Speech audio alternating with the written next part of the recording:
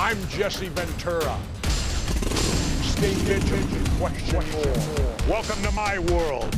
Come along for the ride. The world according to Jesse. Today we discuss the latest in Syria, the sale of TikTok, and America's unemployment woes. I'll also sit down again with filmmaker and author Oliver Stone. Sit tight. The show starts now. The world according to Jesse. Hi, I'm Brigida Santos. For our top story today, we turn to Syria, where U.S. troops have exchanged fire with pro-government forces in the northeast. At least one Syrian soldier has died and 2 others are wounded. The news comes weeks after the American firm Delta Crescent Energy inked a 25-year deal with Syrian Kurdish rebels to develop and export Syria's oil in defiance of the official government there. Now, under the deal, the U.S.-backed Syrian Democratic Forces are prohibited from sharing profits from oil production with the Syrian government due to U.S. sanctions. Jesse, tensions between the U.S. and Russia are also getting worse in the region, largely due to this new oil deal. Meanwhile, U.S. sanctions continue to harm Syrian civilians because they target key sectors needed to rebuild the country. Well, Brigida, I'll tell you, I sound like a broken record, I guess, but you got to keep playing the broken record over and over again. How can we have troops involved in combat throughout the world? Because we've not only got them in Syria, we've got them in Africa and other places throughout the world. How can we have soldiers engaged in combat without a declaration of war? It defies the whole Constitution. I guess the Constitution doesn't matter anymore. Or are we truly an empire and this is simply our big police force policing the world, all for profit for corporations? And that seems to be what it is. What the hell are we doing in Syria? Taking the oil. Exactly, taking oil. Well, we now shift to the tech sector. President Trump has signed an executive order forcing the Chinese parent company of the popular video sharing app TikTok to sell its American business to a U.S. firm or face a ban in the country. The president cites alleged cyber surveillance and spying by the Chinese government as the reason for the order. Now, U.S. officials have yet to show any evidence to back up such claims. In response, TikTok argues that the Chinese government has no influence over its operations and says it stores data on its American users inside the U.S., so that data is not subject to Chinese law. Still, TikTok's privacy policy does allow it to share user data with its parent company, ByteDance, and corporate affiliates. Now, this is also common practice inside the U.S., so it's not too suspicious. Now, more than 100 million Americans currently use TikTok to share and watch video content, so American companies have a lot of interest in purchasing it. Now, if Oracle and Microsoft are 2 of the major players currently competing for the bid, but isn't it interesting that the U.S. government is suddenly so concerned about other countries surveilling its citizens, while Edward Snowden is still in exile for revealing Washington's illegal domestic surveillance program? Yes, that is, Brigida, that is very, very interesting. So I guess the way it works and the way we should understand it is it's not okay for a foreign country to find out your personal information, but it's perfectly fine for the United States government to illegally find out your personal information. The hypocrisy is unbelievable here. The president just pardoned Susan B. Anthony.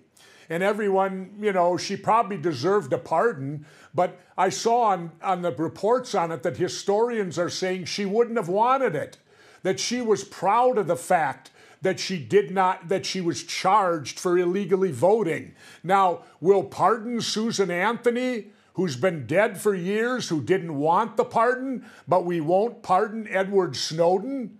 I think that Donald Trump could do us all a big favor if he'd pardon Snowden and let him come back to the United States, because this man is a hero. He exposed our government for the hypocrisy and them spying on their own citizens, which again violates the Constitution. But again, what do we really care about that document, right?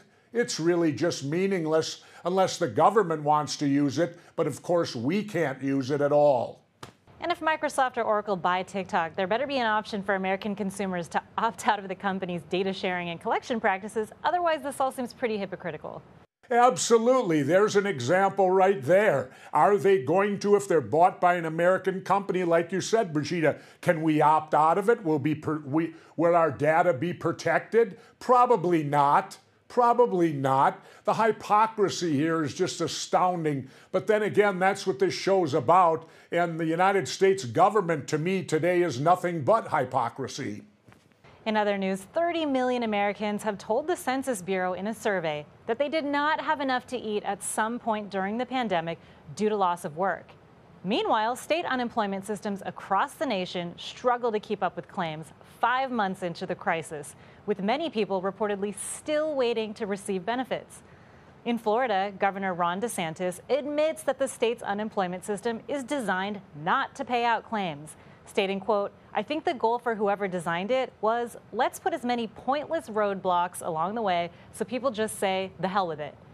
Here in California, on the other side of the country, it's really not much better. The Employment Development Department says it's still waiting for more information on over 1 million unpaid claims. But when applicants call to complete the process, they say they can't get through, and when they correspond via mail, it takes weeks to get a response. California says it may not get through its unemployment backlog until September or October. Jesse, you were a governor. How hard is it to get organized in a crisis of this magnitude? Well, first of all, let's give them a slight pass. We've never faced, I don't think, in my lifetime, a pandemic crisis of this magnitude. So a lot of it is new territory, I'll give them that. But the point is this. Clearly the system was broken before the pandemic hit. You wouldn't have these problems right now if the system was up and running successfully before the pandemic. So clearly there was lack of leadership in many of the areas, both in California and Florida, when it comes to unemployment benefits. And, you know, I think they're right when they say that they put up all these obstacles in hopes that people get frustrated, and then they just, as you said, say to hell with it, and they don't bother. The government loves that. You know why? They get to keep the money then. Well, they're going to not love it when there's a bunch of homeless people out in the streets because they haven't gotten their unemployment checks. Oh, yeah. No, I mean, you know, the you-know-what's waiting to hit the fan.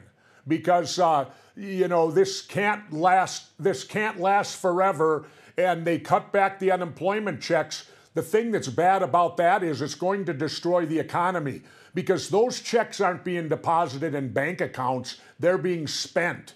And you have to spend money to uphold the economy. People need to know that. Spending is the fuel that stokes the fire. The fire has to burn, but it requires spending to do so.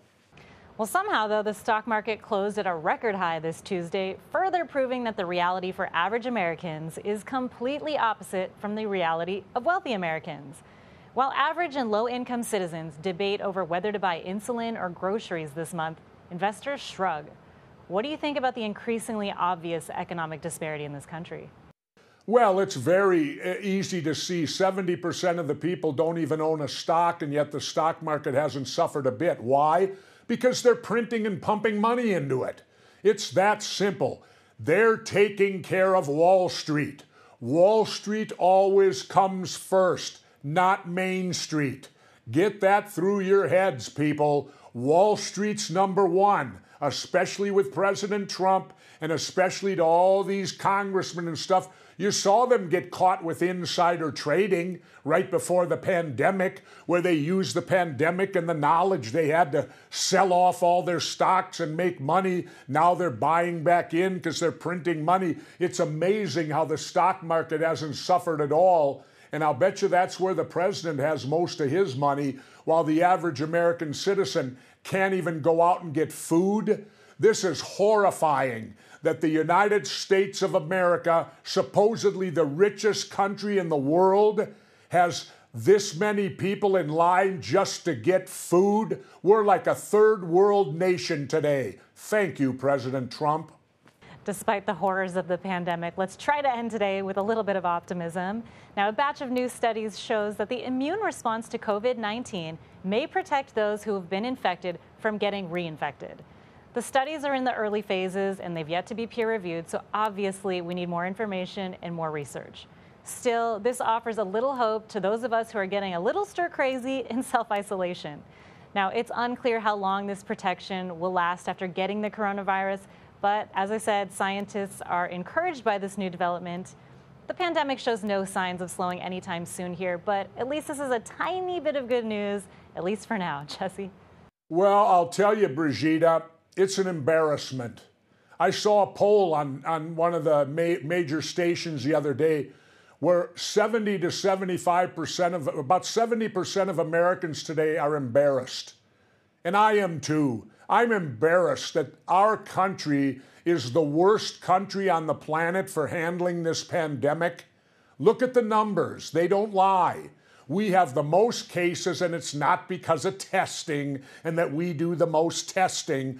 We have the most cases because the knuckleheads in this country won't wear masks. They still want to party, and we got a president sitting in the White House that thinks that's all just wonderful. He's not worried about it. He's only cares about his re-election, and he's willing to sacrifice all the deaths just to get re-elected. Otherwise, Donald Trump would have and could have handled this a completely different way if he wasn't thinking about what decision do I make to get re-elected. I can tell you this, I never made a decision like that as a mayor or as a governor. So much for ending on optimism. Well, it's time for a break. Stay tuned because we'll be back with part 2 of Jesse's interview with filmmaker and author Oliver Stone. We'll be right back. The world according to Jesse. You've made movies, as you mentioned Snowden, you've made movies about many controversial figures, including, of course, Fidel Castro, Edward Snowden, U.S. President Richard Nixon, and Russian President Vladimir Putin. How did these people inspire you in doing their films about them? Very important to test the boundaries. You know, in a real honest world, all the nations of the world should be able to talk. And I find over time that the United States is the only one that stonewalls people. They don't talk. They didn't talk to Castro. They cut him off. They embargoed him. They didn't do this. Chavez, the same thing.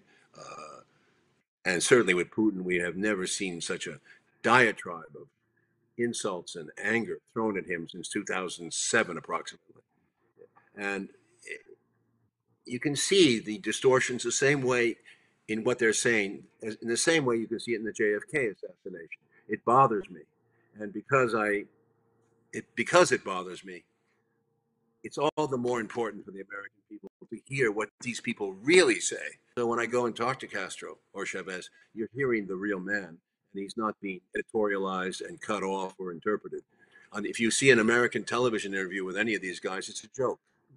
I mean, for example, they dub Mr. Putin in with a thug's voice, so it sounds like he's hard. He's a rough Russian, and doesn't talk like that at all. He's a very reasonable man. Talks softly, and he makes sense. Just listen to him. There's no editorializing in my approach here. I'm getting them to come out of themselves and explain their positions to the American public. I consider that a public service, and for it, and because of it, to some degree, I'm a pariah. Now, you've been outspoken about the war on drugs in your book. You talk about being jeered off the stage when you were accepting an award for the great film Midnight Express at the Golden Globes. Why do you think that happened? Yeah. Well, I was drunk, and the Golden Globes in those days was not televised, and I was on some Quaaludes and a little bit of this and a little bit of that. Those were the days, the late '70s. It was kind of a wild Hollywood, and the Golden Globes was a loser. I got up there and I wanted to make the point that it's not just about Turkey; it's about us too, because in those days, in those years, the late '70s, there were all kinds of cop shows on TV, detective stories, and the drug dealers were always the bad guys, and they tended to be, well, they tended to be stereotypes of drug dealers, which is not what I saw in my own life. I thought a lot of the people who were thrown in jail were actually young, they had not committed violence, and they were busted and thrown in for long sentences. I felt that was really wrong. So I was an early proponent of drug reform, of reform of our justice system, because we were throwing people in jail with the war on drugs starting to build up to the momentum that Bill Clinton carried into the '90s, and then, we have now 2 million prisoners. We're way over. We've penalized our country to a degree. Drugs, we have the appetite for drugs. We want them. We finance it. We pay for it, whether they're from Afghanistan or from South America or Asia. It doesn't matter. So we have to look at ourselves and talk about drugs, maybe legalize some of them, and certainly make it not a prison sentence, but a system of mental, mental, a mental issue, mental reform. Now, your success as a filmmaker. I got thrown off the stage. I can't say that when I'm drunk. I'm sorry. My tongue got all screwed up, as you can see, and I got booed off the stage because I should have written the speech out. I never did, and I tried to make it up on the spot. I was pissed off, and I got booed and jeered. So that was, I thought, it's really embarrassing. Well, not really. I've had it happen to me plenty of times in pro wrestling. Anyway, your success as a filmmaker has paved the way for other filmmakers to explore themes of political dissent. What advice do you give young directors and writers who want to follow in your footsteps? I don't think anybody does. I think filmmakers tend to be individuals. They want to work their way. But many of them have told me they've been inspired by my work, but they have to do it their own way. I know Spike Lee and I have walked the same path. I know Spike, and I admire him. And, we sort of know what we've been through, different styles, different things. But certainly what he went through with Malcolm and I went through with JFK were somewhat similar. However, the younger filmmakers, different generation. I can't speak for them. I did see, there was a great film about Dick Cheney recently. I thought that was pretty good. Made by a young filmmaker called McKay. Very good man. So there is hope, but the system has become much tougher, more censorship, more corporate censorship. And I say corporate censorship in the sense that it's very subtle, it's economic. They never tell you, you can't do this, but economically the pressure can be applied. They don't want to do it. You never know why they don't want to do it. Every military film, you've been aware of this, every military film since 2001, to me, has been excessively pro-American, showing them as some kind of godlike service of God that does good justice all throughout the world. It doesn't work that way. No. It bothers me. And you've had your fights with that. I mean, I'm all for having good soldiering and a good defense, a strong defense, but not a strong offense where you're attacking all the time and intervening in other countries, sending troops to 800 bases abroad and constantly looking for trouble or creating trouble, provoking trouble. If there's no Taliban in Afghanistan in 2003, you keep rousting out the villagers until you create the Taliban. And that's really sort of what happens all the time. We go in, we make trouble, whether it's Africa, Asia, or Middle East. Now, Oliver, you end your memoir in 1986, right before you win your first Oscar. Why did you decide to end the book there? Well, because Jesse, it's a theme. It's a novel. I mean, it's the first 40 years of my life. It's about a boy who dreams a dream, and achieves it in the end at the age of 40. It comes full circle. He starts broke at 30 in New York City, broke, depressed, many setbacks. He's written many screenplays. He goes on, he sticks at it. He has some success, great success, and then he falls again, and then he goes up again. And then by the end of it, at the age of 39, he's taking the biggest risk of his life to make Salvador, which is I did 2 films in a row, Salvador and Platoon, both backed by the same English company. They were the only ones who backed those films. Salvador, it just was, no American company would touch either film. They didn't want to touch Vietnam because it was what considered too realistic a picture of Vietnam. They wanted to make Stallone movies. They wanted to make Chuck Norris movies. So I was in a hole. I didn't belong in this business. But it was an English company that came in and said, which film do you want to do first? I'd written 2 scripts, Salvador and Platoon. So I chose Salvador first. One thing after another. It was a horrifying experience. I had so many difficulties making the film. And it's also funny, by the way. Jimmy Woods and me and all that in Mexico. It's quite wild, and you would enjoy it. And I think the Platoon story, I went right from Mexico to the Philippines to the jungle, Platoon was a tough shoot, and I talk about it. And it was a nothing film, low budget. Again, nobody thought it would come out, a B film made in the Philippines. Shock. The moment it was shown, it started to get talked about. And I never had an issue with editing it. They let me go with it. And the film opened in very few theaters. The company that is distributing the film didn't want to spend a lot of money. That day that it opened, around the block, all 6 theaters sold out all day long. It never stopped. It grew and grew and grew. And then the veterans came first, then the women came, and then younger people came, even kids snuck in who were 13 or 14, and even grandmothers started to come. And why, Oliver? It was a huge hit. I'll tell you why. Because you told the truth, and the people wanted to hear the truth. Oliver, unfortunately, we're out of time. Thank you for sharing with us your life story.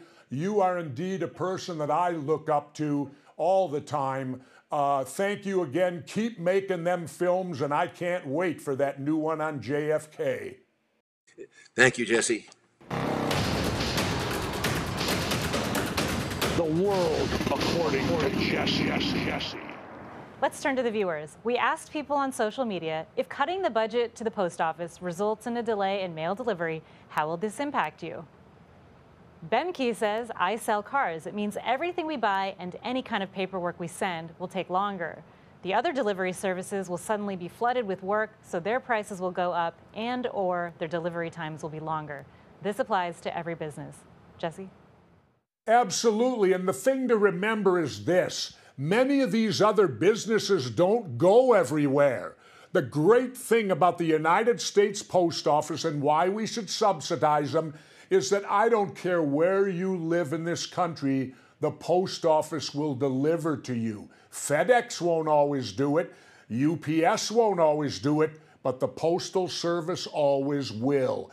It's legendary, and if it needs some support and propping up, so be it. I don't want to live without mail, and I don't want it privatized. User Skips Leg Day says millions of us are receiving unemployment insurance via debit cards sent in the mail. Slow and unpredictable mail will be one more structural insult for millions of vulnerable Americans. He's exactly correct. We rely on the U.S. mail. Everybody does. And we should support it and do everything we can to get it. I'd be lost without it. Jason says, I run an eBay business and ship everything USPS because they're cheaper. If this changes, it'll cut into my profits because I'll have to pay more. Well, you know, you have the right to choose who you want with your business to deliver whatever it is you do. There is the private sector out there. Of course there is.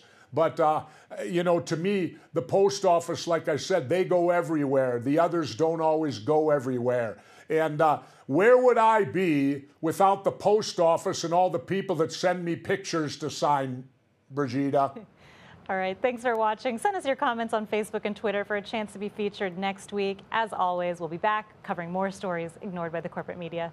And as always, people, remember, when the government lies, the truth, yes, it becomes a traitor. Stay vigilant, wear your mask. The world according to Jesse.